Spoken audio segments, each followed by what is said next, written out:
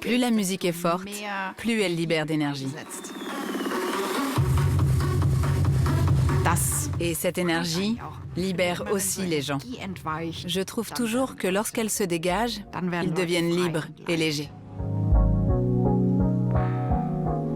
Je recherche ardemment cette sensation zen de légèreté. Se détendre complètement et vivre l'instant présent, en laissant tout se produire. Mais je ne suis pas très fort pour ça, bien au contraire.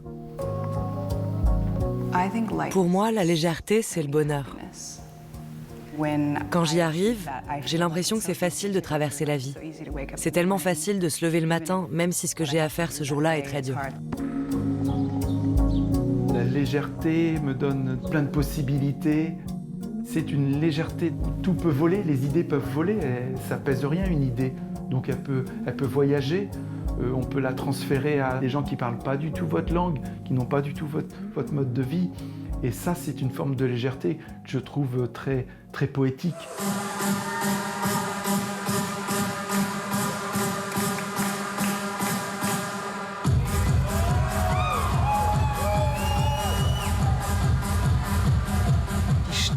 La vie nocturne reflète parfaitement l'ambiance qui règne dans un pays. Je constate souvent ces temps-ci que les gens sont plus anxieux et inquiets. Ça me motive d'autant plus à leur faire passer un bon moment,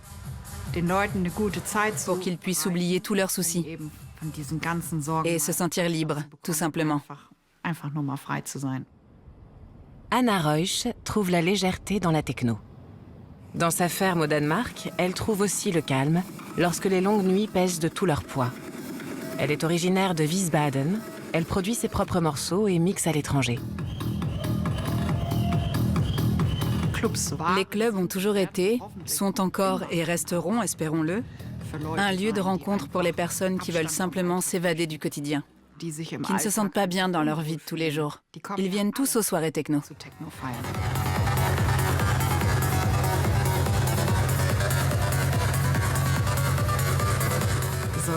Il faut juste que ce soit amusant, qu'on puisse passer un bon moment.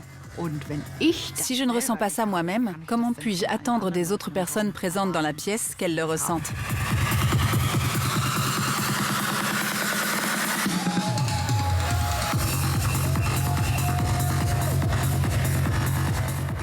J'ai toujours aimé danser et faire la fête. Souvent, on reproche ce goût aux femmes, pour une raison que j'ignore. Beaucoup prétendent automatiquement que lorsqu'on danse derrière la table de mixage, qu'on s'amuse et qu'on fait la fête, on néglige la technique.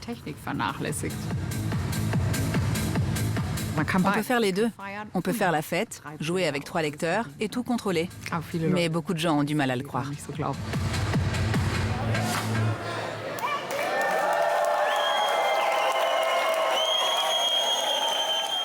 Avant, il était impensable qu'une blonde vive et rigolote comme je l'ai toujours été puisse s'imposer dans le monde de la techno. J'ai toujours été comme ça. Quand tout le monde dit non, je dis oui. C'est pour ça, je pense, qu'il m'a été plus facile de franchir ces obstacles ou de les surmonter et de continuer. Et ça peut faire naître une shitstorm de plus, mais la vie continue.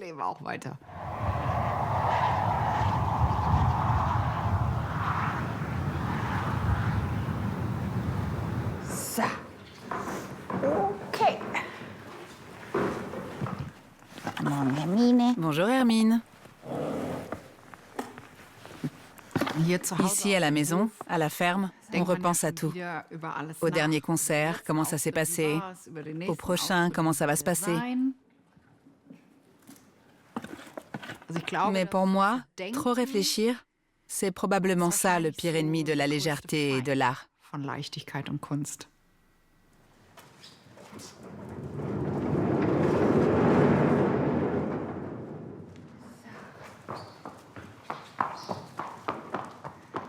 Quand je suis partie au Danemark avec tout mon bazar, je n'y ai pas vraiment réfléchi. Je n'avais qu'un seul objectif en tête et je m'y suis tenue. Quand je repense aujourd'hui à tout ce que cela voulait dire pour la suite, je ne sais pas si j'aurais osé le faire si j'avais su à l'avance, si j'avais vraiment pris conscience de tout ça. Mais une fois lancé, il n'y a plus de retour en arrière. On va jusqu'au bout.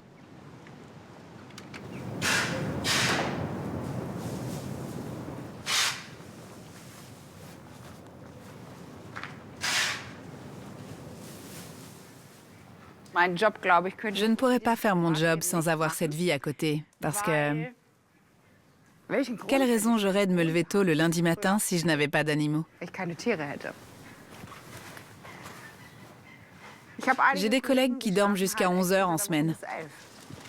Non, c'est pas pour moi. Je le remarque aussi dans mon corps. J'ai besoin d'une routine très régulière. Me coucher tôt, me lever tôt.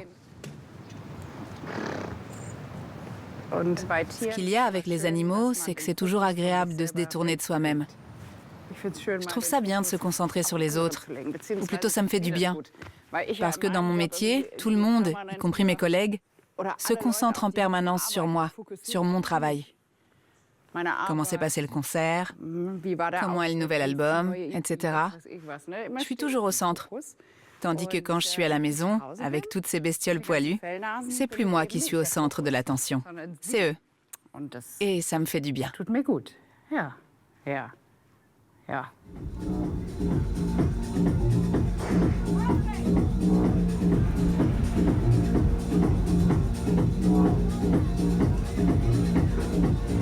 Plus je me sens bien, plus je regarde les gens.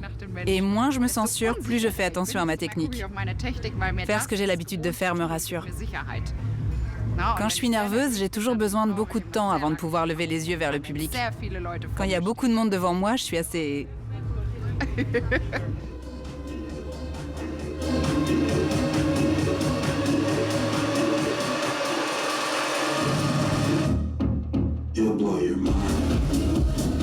L'art repose toujours sur un savoir-faire artisanal.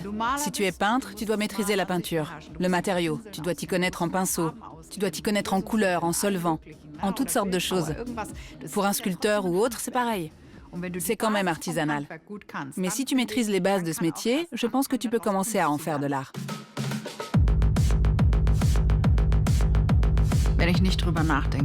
Quand je ne réfléchis pas à ce que je joue, quand je sais immédiatement, ok, c'est ce morceau-là ensuite, puis ce morceau, puis celui-là, et que tout se passe bien, c'est ça des soirées légères.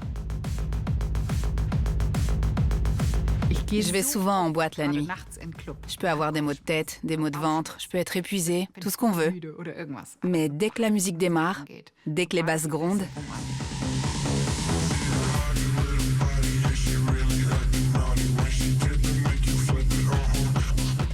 même quand j'allais vraiment mal, je n'ai jamais annulé un concert. Parce qu'en fait, je me sentais toujours mieux après. Mon travail, souvent, je le compare à comme une table de mixage. Vous savez, où on ajoute la grosse caisse, le charleston, la guitare. Et tout doit matcher.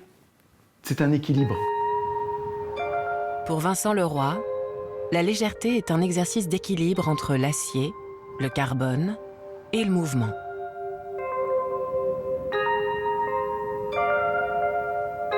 Pour ses sculptures cinétiques, le Parisien a recours au vent, un ingrédient qu'il trouve partout dans le monde. Elles doivent inciter les gens à s'arrêter, à s'émerveiller et à changer leur vision des choses, pour que l'insouciance remplace la pesanteur de la vie. Mais il faut essayer je pense, c'est ce que j'essaye de faire, de ranger les choses, mais enfin, moi, je range très très mal la tête. En fait, tout arrive tout le temps et tout se superpose.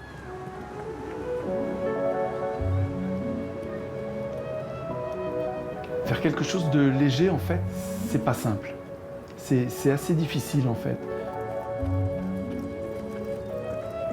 Souvent dans mon travail, je me dis « Ah, je suis arrivé sur une impasse, il n'y a pas de solution. » Alors, quand la tête est un peu chargée, c'est vrai que c'est pas facile de se libérer.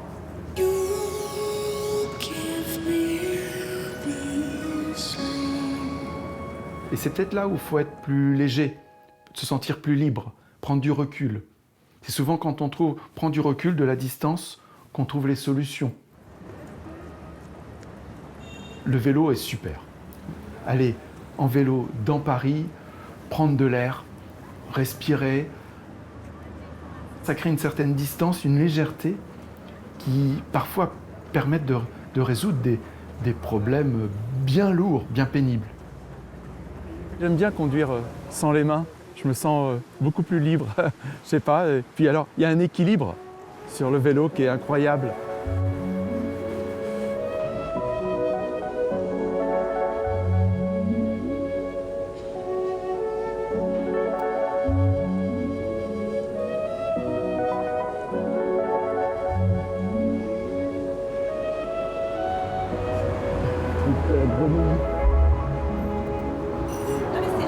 Ouais. Je viens assez souvent le matin avant de travailler ici. Merci. C'est surtout pour la lumière, je crois. Parce qu'on a le soleil qui est dans l'axe de la Seine. Il y a une très grande profondeur, très grande longueur. Et la lumière se reflète sur les façades, sur les arbres. En fait, il y a une superbe perspective et ça me donne une ouverture d'esprit. C'est mes petits croquis de recherche. Donc je teste des proportions. Ça, c'est une nouvelle installation. Il faut pouvoir prendre ces petits flashs au moment où ils arrivent. Sinon, si on les loupe, ils partent et ils disparaissent.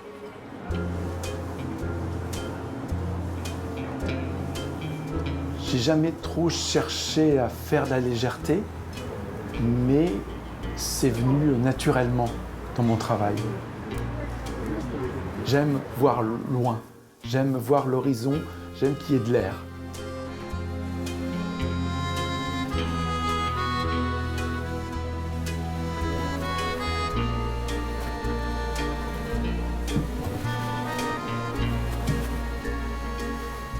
Le domaine de la nature, surtout les feuilles qui sont accrochées aux branches, sont très inspirantes dans mes recherches parce qu'elles subissent beaucoup de mouvements avec le vent. Et je cherche à faire des mouvements très légers, très fluides. Moi, j'essaye d'avoir un mobile qui tient, qui dure, mais en fait, je dois le penser assez léger.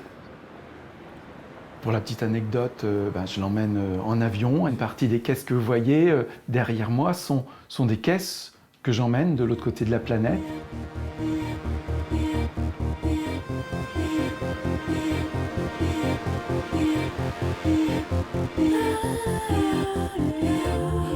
Et c'est marrant parce que quand j'arrive à l'aéroport avec mes caisses, les douaniers, custom, ils me demandent « mais qu'est-ce que c'est que ça ?» Je leur dis, vous savez, c'est un mobile, ça bouge avec le vent. Et ça matche toujours, ils sont toujours, je vois un sourire, ils disent, ah, moi aussi, je fais des petits trains, je fais des choses comme ça. Et ça passe.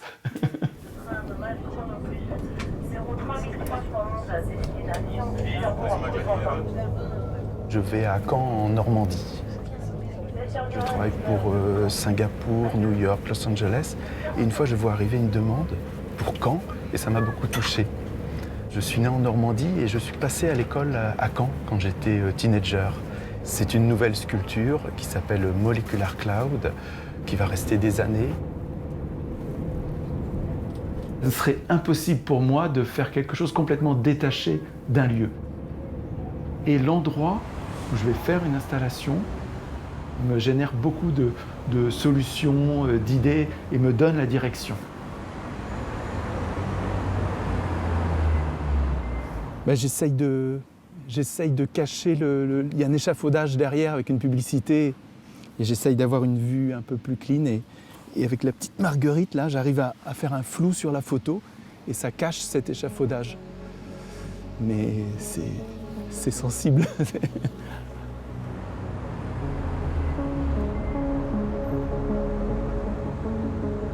C'est toujours intéressant de découvrir une œuvre monumentale quand elle vient d'être finie, parce qu'il y a beaucoup de paramètres dont on n'avait pas pensé, comme le temps, comment les nuages, comment ils vont se refléter, les bâtiments autour. La vue dans des nuages là-dedans, ça c'est intéressant. Waouh! C'est mieux que sur les dessins.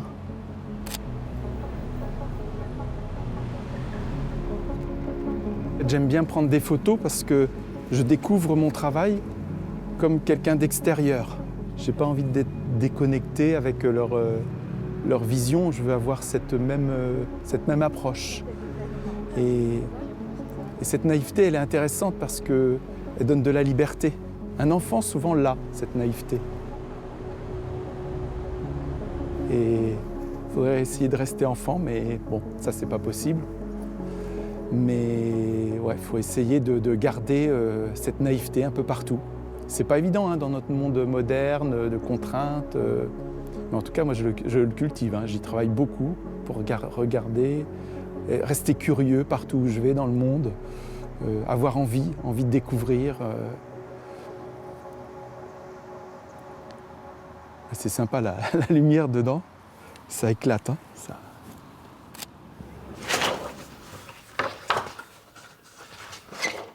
Les combats que je mène contre ma feuille de papier, ça n'est pas drôle. Le monde entier se résume à cette feuille de papier. La seule question qui se pose, c'est le dessin sera-t-il réussi ou raté? S'il est raté, ce sera un drame. Surtout quand tu travailles à la main, tu as un moment où tu sais qu'il suffit d'un trait de travers pour que ce soit fichu.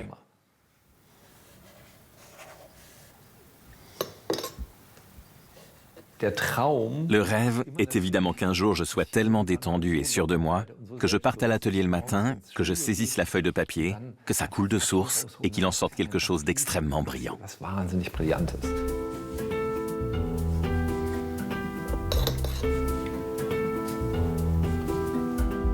Christophe Niemann recherche la légèreté sur le papier.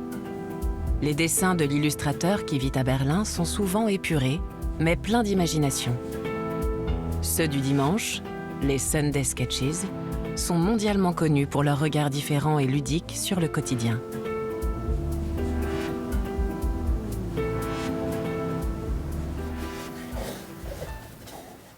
Quand j'écoute un morceau de musique, et je ressens cette légèreté absolue chez Mozart par exemple, je me dis que tout a du sens, que ça tombe du ciel. Ça me touche profondément, alors je n'ai à faire aucun effort. Ça illumine quelque chose en moi. Et c'est pour cette raison que nous devenons artistes, parce que nous avons vécu ce sentiment.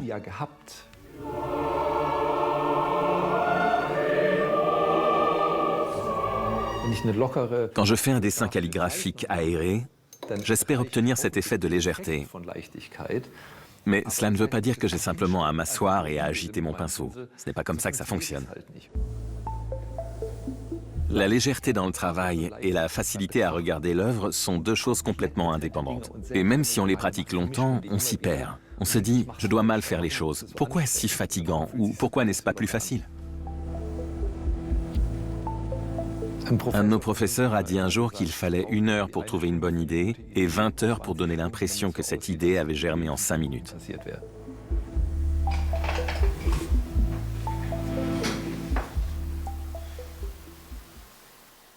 Il y a parfois ce grand moment où je dis « ça y est, hop », et où tout est là comme par magie.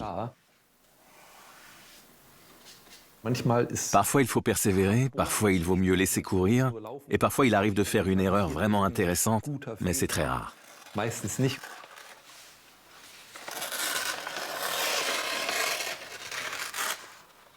je sais que si jamais quelque chose doit se produire, ça ne se produira que si je suis à mon bureau avec le pinceau à la main.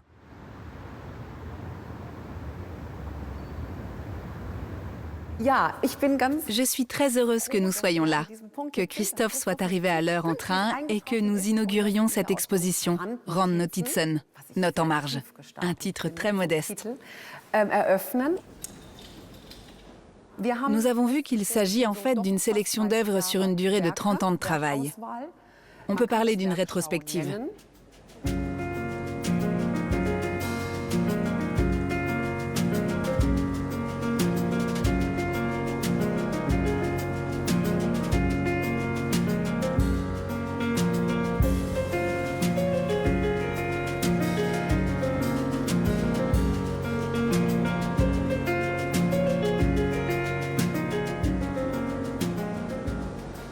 Au final, chaque dessin n'est qu'une série de petits points noirs sur un morceau de papier. Cela signifie que tout ce que nous voyons n'est pas réellement visible, mais se construit naturellement dans notre esprit.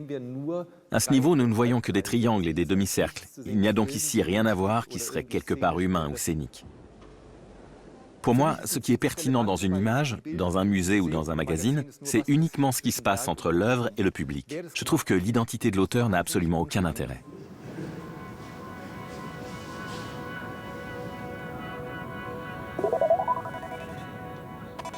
Là, il s'agit d'un adulte qui apprend à jouer du piano et des difficultés qu'il y a à se retrouver dans la même situation qu'un enfant de 6 ans. Encore une question. Il y a une image où le texte est inversé, c'est voulu? Où ça? Où est-ce que le texte est inversé? La ligne tout en dessous. La deuxième en partant du bas est à l'envers. C'est une erreur. Et oui, il faudrait la retourner. Vous avez été très observatrice. C'était un test.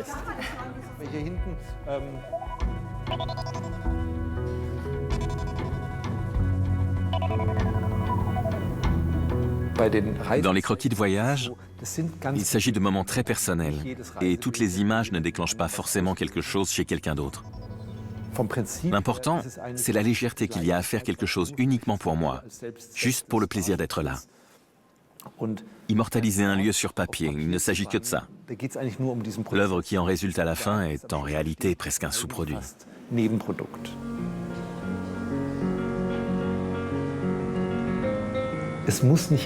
Tout ne doit pas forcément être le fruit d'un travail intellectuel intense. Et surtout, je ne suis pas obligé d'écrire dessus. Si l'art a une fonction, c'est bien de bousculer les choses, de te faire remarquer qu'il y a du mouvement, ou de faire ressentir cette empathie fondamentale, cette remise en question de tes propres convictions.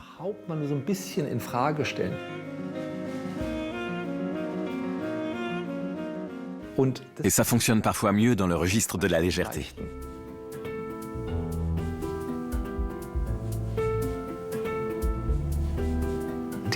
La seule solution que j'ai trouvée jusqu'à présent, c'est de dessiner beaucoup, beaucoup, beaucoup. Et à un moment donné, tu sens vraiment comment le papier se comporte et tu sais comment réagir rapidement.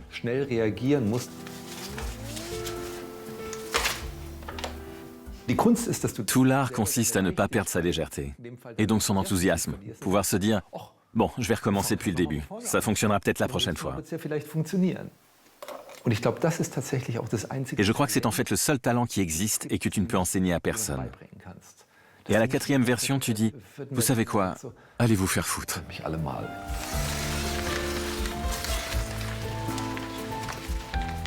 Si je devais dire le moment le plus important, c'est une fois qu'on a chiffonné son dessin. Là, ou bien on se dit « J'arrête, j'ai besoin d'une pause », ou bien « J'y retourne, c'est maintenant ». Bien sûr, il y a des jours où je me sens lourde, parce que je suis épuisée, mentalement et physiquement. Mais ça fait partie de notre métier.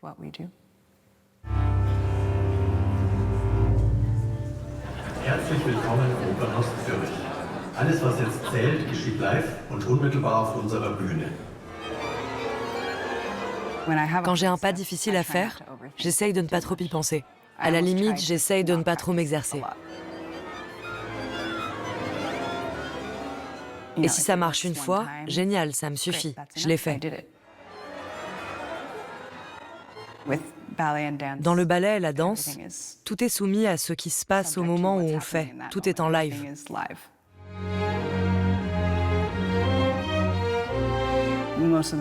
La plupart du temps, c'est mon but. Être très engagé dans l'instant et dans ce qui est en train de se passer, quelle que soit l'histoire que je danse.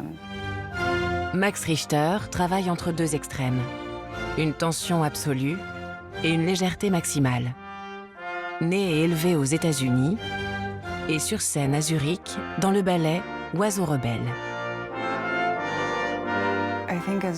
Je pense qu'en tant que danseurs, nous devons beaucoup nous aider de la pesanteur.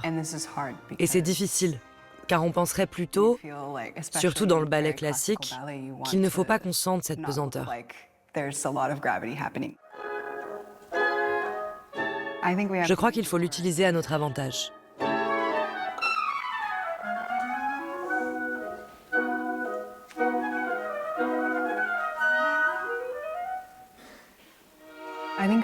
J'ai l'impression de voler, au sens où je me perds dans la chorégraphie. Je jouis du bonheur d'être sur scène et de jouer dans cette histoire. À ce moment, quand je saute, c'est comme si je m'immergeais vraiment dans l'histoire, comme si je m'y lançais complètement, ce qui est très libérateur et d'une certaine façon léger, même si le contenu lui-même est pesant.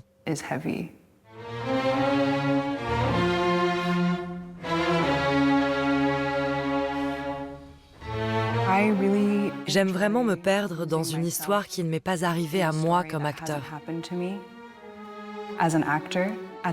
Mais en même temps, pour ressentir les émotions que le personnage pourrait éprouver, je le relie à des choses de ma propre vie.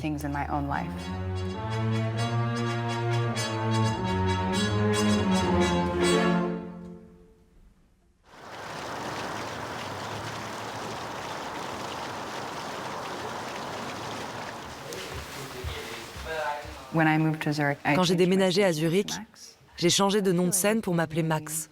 J'ai l'impression que ça m'a libérée d'une certaine façon.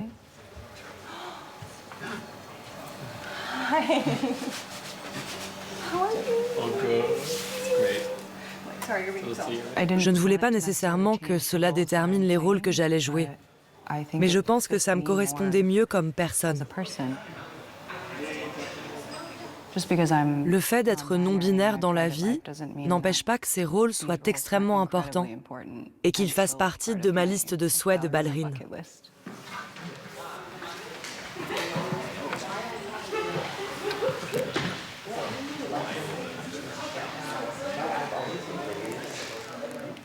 J'ai grandi à Warner Robins, une petite ville de Géorgie, un peu au milieu de nulle part. J'ai commencé à suivre des cours de danse à l'âge de 7 ans. Oh là, ça fait 20 ans. Je m'en rends compte juste là. Développé en écarté back, fouetté, arabesque, promenade de subordinate, going to feu d'arabesque et you close. Ma deuxième professeure a vraiment exigé beaucoup de moi. Elle était très intense. Parfois, ma mère devait quitter son travail parce que mon père n'arrivait pas à me faire sortir de la voiture pour aller au cours. Il y a eu des moments très durs.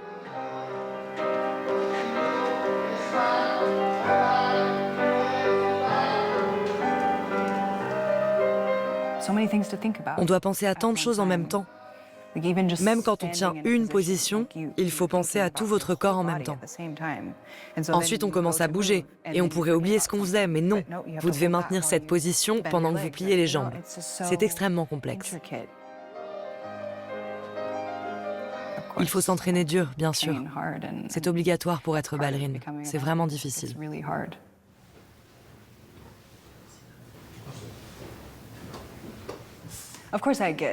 Évidemment, je suis anxieuse avant les spectacles et les autres événements, car je veux donner le meilleur de moi-même.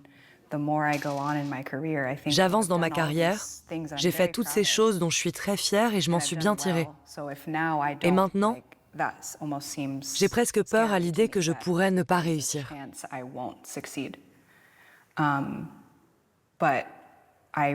Mais je crois que j'ai acquis une grande confiance. J'ai foi en mes possibilités. Je dois mettre des paillettes. C'est notre touche de légèreté à la fin du maquillage.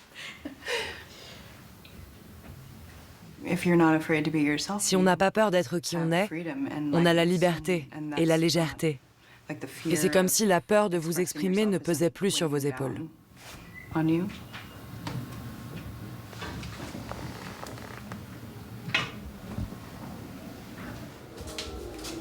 Je ressens toujours un soulagement. C'est joyeux. On pourrait dire qu'à la fin d'un spectacle, oui, je ressens une légèreté. Normalement, ça dure toute la soirée. Si j'ai congé le lendemain, ça dure peut-être même un jour de plus. Ça continue. Demain, on ne joue pas. Donc ce soir, je me sentirai encore libre.